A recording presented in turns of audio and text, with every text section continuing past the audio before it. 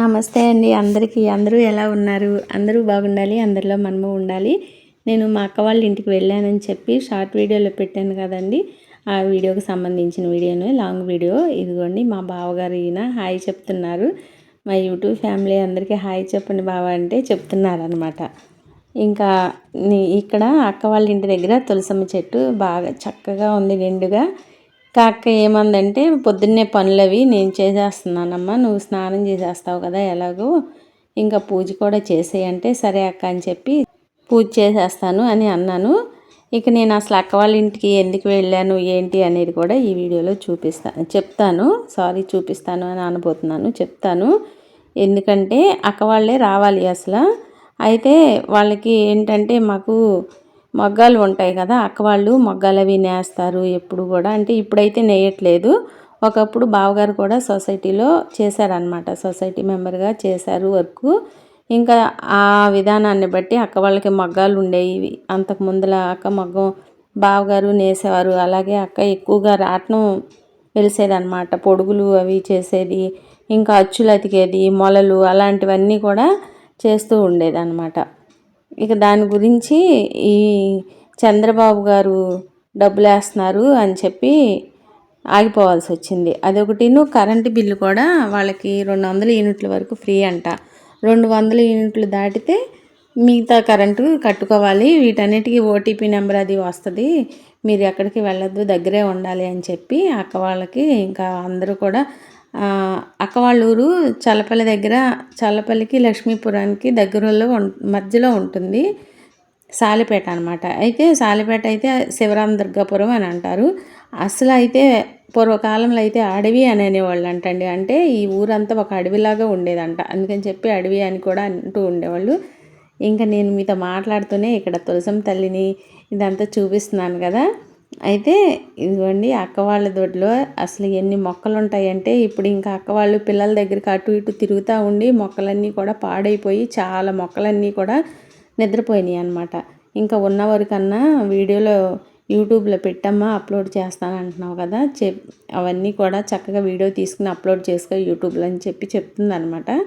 సరే అని చెప్పి ఇంకా బాగా అన్నారు, నేను తీస్తాలేమ్మా నువ్వు వీడియో అది చేసుకుంటావు కదా అని అంటే, అసలు నిజంగా నాకు ఎంత సరదా అనిపించిందో. ఎందుకంటే మా ఆయనేమో అసలు వీడియో తీయమంటే విసుక్కుంటారు, మా బావ అలా కాదు, చక్కగా చెప్పినట్లు తెలియకపోయినా ఇలా తీయండి బావ అంటే చక్కగా తీశారనమాట.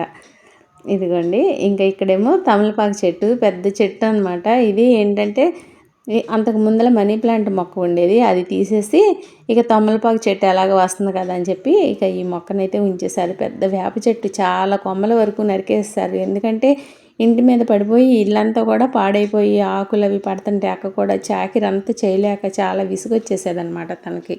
ఇంకా అందుకని చెప్పి కొన్ని కొన్ని కొమ్మలు కూడా కొట్టించేశారు. ఇక ఇంట్లో నుంచి అయితే ఇట్లా చూపిస్తున్నాను.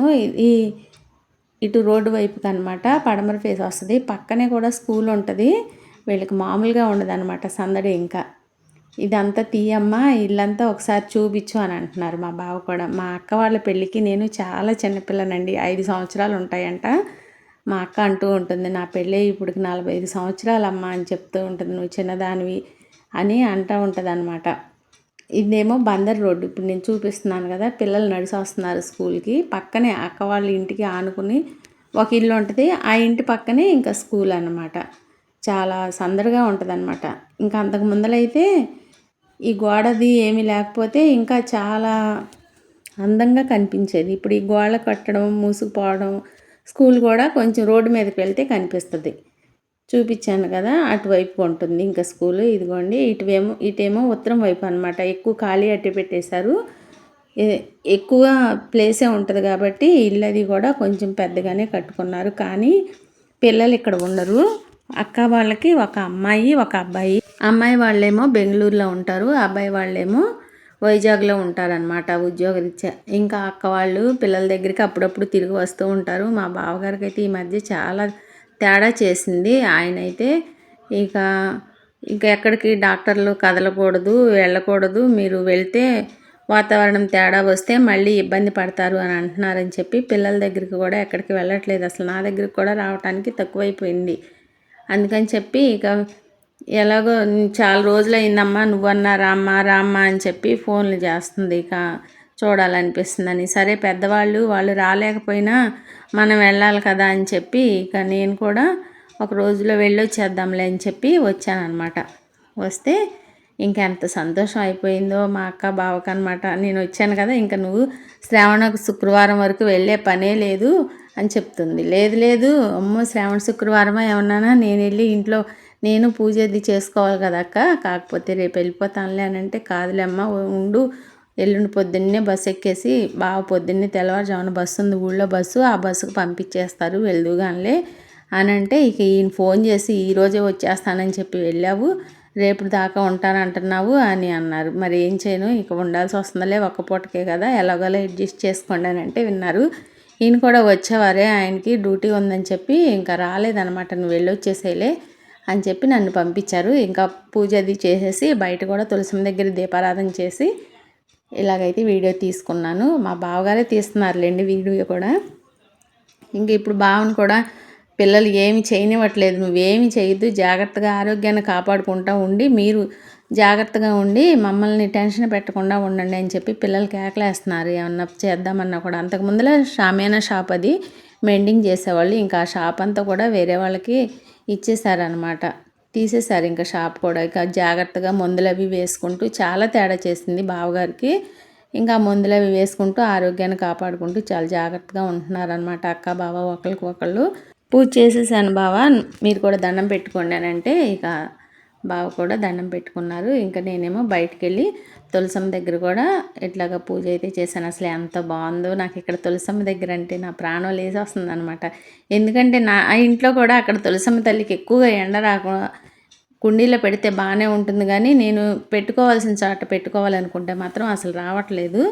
ఇక నేను కూడా అప్పుడప్పుడు ఆవు పాలు పోస్తూ ఉంటాను కాబట్టి పచ్చగా ఉంటుందన్నమాట చెట్టు కూడా. ఇంకా అక్క అందేమ్మ నీకేమి ఇష్టం, నువ్వేమో ఏమన్నా తీసుకొచ్చి వండుదామంటే తినను అని అంటావు, అంటే ఎన్వి అవి తినను కదా అంటావు, మరి నీకేమి ఇష్టం అమ్మ, పాలతాకి ఇచ్చేస్తాను నీ వరకే, మేమైతే తినములే, బావకి షుగర్ కదా మళ్ళీ చేస్తే ఆయన తినేస్తారు ఎందుకులే అంటే, సరే అక్క బెల్లం చాలా అంటే చాలా తక్కువ వేసి చెయ్యి, ముగ్గురుని తిందాము, నాకు ఒక్కదానికే ఎందుకు అని అన్నాను. సరేలే అమ్మ అని చెప్పి కొంచెం అంతే బాగా చేస్తుంది అనమాట అక్క, పాల తాలికలు బాగా వండిద్ది. ఇంకా నా కోసం కొంచెం అంటే కొంచెం రాత్రి బియ్యం నానపోసి అవి మెత్తగా మిక్సీ పట్టేసి ఇలాగా ఉడకపెట్టేస్తుంది అనమాట తిప్పుతూ. నేనే తిప్పుతున్నాను. కొంచెం నీళ్లు పోసేసి ఉడకపెట్టేసరికి దీంట్లో కొంచెం నెయ్యి కూడా వేయాలి, నెయ్యి కూడా వేసింది లైట్గా. ఇక ఎందుకంటే అడుగు అంటకుండా అనమాట. నేను కూడా అసలు నాకు రావు పాల తాలికలు, ఇప్పుడేనమాట వీడియో కోసం అని చెప్పి దగ్గరుండి చూస్తున్నాను కదా, నెక్స్ట్ టైం నేను కూడా ట్రై చేస్తానక్క, ఇప్పుడు చూస్తున్నాను కదా అని అంటున్నాను. ఇక ఇదిగోండి ఇట్లాగా దగ్గరగా అయ్యే వరకు గట్టిపడే వరకు ఉడకపెట్టేసుకోవాలన్నమాట. రేషన్ బియ్యం అయితే చాలా చిక్కగా బాగా వస్తుంది. కొంచెం పిండిలో ఉడికేటప్పుడు కొంచెం అంతా ఉప్పు కొంచెం అంతా బెల్లం వేసుకుంటే చప్పదనం అనేది లేకోకుండా ఇట్లాగైతే వేసింది. ఇక పాలు పెట్టేసింది. ఇతర గిన్నెలో చేస్తానమ్మా, చిన్న గిన్నె కదా మనకు కొంచెమే కదా అని చెప్పి ఇక ఇదిగోండి ఆ పిండి కలిపేసి చక్రాల ఒత్తుకున్నట్టే చక్రాల గిద్దలు వేసేసి ఇలాగైతే ఒత్తింది. ఇట్లా కళాపళ ఉడుకుతూ ఉంటాయి అన్నమాట. అవి ఉడుకుతూ ఉండేసరికి మళ్ళీ ఇంకొకసారికి రెడీ చేసుకుని మళ్ళీ రెడీగా పెట్టి మళ్ళీ ఒత్తుతుందనమాట. అసలు ఎంత టేస్ట్గా ఉంటాయో అక్క చేస్తే, మరి ఎవరు చేసినా కూడా నాకు అంత టేస్ట్గా అని అనిపించదు. మొన్న మా ఇంటి పక్కన పుష్ప గారు కూడా చేశారు, చాలా బాగుంటాయి పుష్ప గారు చేసినా కూడా, అప్పుడప్పుడు ఆమె పెడుతూ ఉంటారనమాట. కానీ నేనైతే ఎప్పుడు కూడా చెయ్యలేదు. ఈసారి చేద్దాము అక్క దగ్గర నుండి చూస్తున్నాను కదా అని అనుకుంటున్నాను, ఎలా ఉంటుందో చూడాలి. ఇక ఇదిగోండి ఇలాగైతే మూత పెట్టేసింది, అన్నీ ఒత్తేసేసాము. నాకు ఫోన్ ఛార్జింగ్ ఉండట్లేదని చెప్పి కొంచెమే తీస్తున్నాను అనమాట. మొత్తం తీద్దాం అనుకున్నాను, లాస్ట్లో ఛార్జింగ్ అయిపోవటంతో ఇంకా తీయలేకపోయాను. ఇదిగోండి చూసారా కళ్ళపళ్ళ ఉడుకుతున్నాయి మంచిగా. ఇంకా ఈ ఉడికిన తర్వాత ఉడుకుతుంటే మళ్ళీ అక్కకి వేరే ఫోన్ వచ్చింది, ఎవరో పని నుండి ఫోన్ చేశారు, మాట్లాడుతూ మళ్ళీ వచ్చి మాట్లాడటం అయిపోయిన తర్వాత మళ్ళీ ఇక్కడ పని అయితే చూస్తుంది. ఇంకా నిదానంగా కలుపుకోవాలమ్మా అడుగంటుకోకుండా, కొంచెం నెయ్యి వేసాం కాబట్టి అడుగంటదు. అయితే అక్క మైదా పిండి అట్లా ఏమీ కలపలేదు, మైదా పిండి కలిపితే ఇరగకుండా ఉంటాయి కదా, కలుపుతావా అక్క అంటే, వద్దులేమ్మ మళ్ళీ బావ కూడా తింటారు కదా, తింటే మళ్ళీ పడదు ఆయనకి, ఒంటికి సరిపడదు, వద్దు అని అంది. సర్లే అని చెప్పి ఇంకా మైదా పిండి ఏమీ కలపలేదు, ఉన్న పిండి ఉన్నట్టుగానే ఒత్తింది కదా, ఇదిగోండి చూడండి ఎలా చక్కగా ఉడుకుతున్నా కూడా ఇరగలేదనమాట. సిమ్లో పెట్టి దగ్గరే ఉండి మంచిగా ఇలా ఉడికించుకోవాలి. ఇక ఆ పక్కనే కొంచెం అంటే కొంచెమే సగ్గుబియ్యం కూడా వేసి నానబెట్టేసింది 1 గంట ముందల. నానిన తర్వాత ఇలాగ చిక్కగా ఉడకబెట్టేసింది ఉడికే వరకు. ఈలోపు కొంచెం పిండి ఉంచేసి పాల తాలికల్లోకి నీళ్లు కలిపి పోస్తే ఇంకా చిక్కగా ఉంటాయమ్మ. ఇలా పోసుకోవాలి, కొంచెం పిండి కలిపిన నీళ్లు అట్టి పెట్టుకుని అని చెప్పి పోసింది. ఇందులో ఈ సగ్గుబియ్యం కూడా ఉడికిపోయినాయి మంచిగా. ఇలాగ ఉడికించేసుకున్న తర్వాత దానిలో కలిపేసుకోవటమే. అదే దాంట్లోనే వేసి ఉడకపెడితే ఉడకవు, విడిగా ఉడకపెట్టుకోవాలి. ఇలా చేసుకో అని చెప్పి చెప్తుంది అక్క. ఈ మాత్రంగా ఉడికిపోయిన తర్వాత ఇంకా అవతల గిన్నెలోకి వేసేసింది.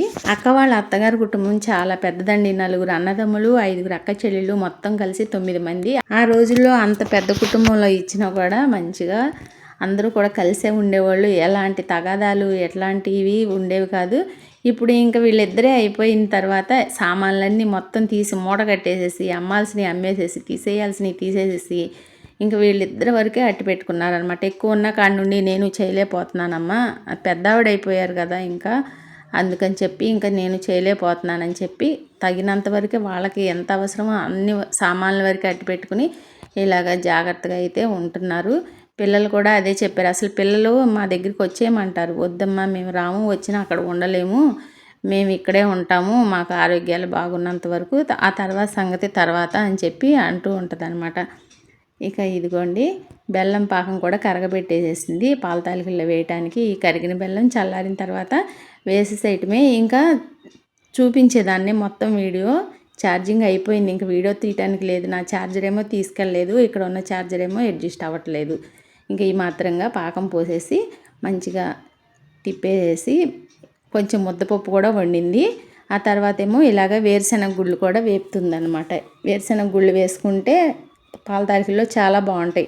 జీడిపప్పు వేస్తానంది. వద్దు, నాకు జీడిపప్పు ఇష్టం ఉండదు అక్క అని అంటే, మొదటి నుంచి వీళ్ళు పెద్ద సంసారం కుటుంబం అని చెప్పాను కదా, మా అత్తయ్య బాగా వండేదన్నమాట. 2 కేజీలు 3 కేజీలు పాలు, 3 లీటర్లు అట్లాగా పాలు పోసి అందరికీ వండి పెట్టినప్పుడు 1 కేజీ ఇలాగ పల్లీలు వేపేసేసి చక్కగా చెరిగేసి ఆ పప్పు అంతా పాల తాలికల్లో వేసి అందరికీ పెట్టేది.